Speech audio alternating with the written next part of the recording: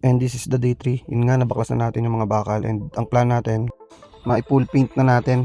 And for sure naman magagawa natin na ma-full paint to dahil maganda naman yung panahon right now.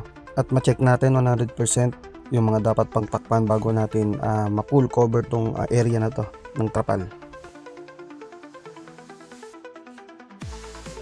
Dapat nila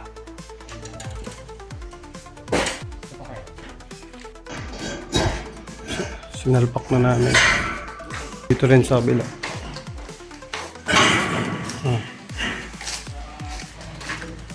And dito sa part na to nilalagyan na natin ng pulley top. Minamasilya na para makinis at walang mga butas-butas para hindi pagdaluyan ng tubig. Natakpan na rin yung mga butas. Yan. Mamaya patungan na lang yan. Yan pa. Yung mga taas.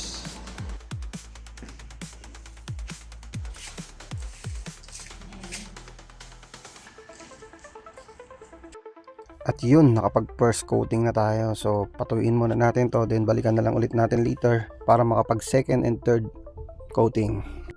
May mga konting retouch na lang kasi basa pa eh. Ayan. Pero overall okay na.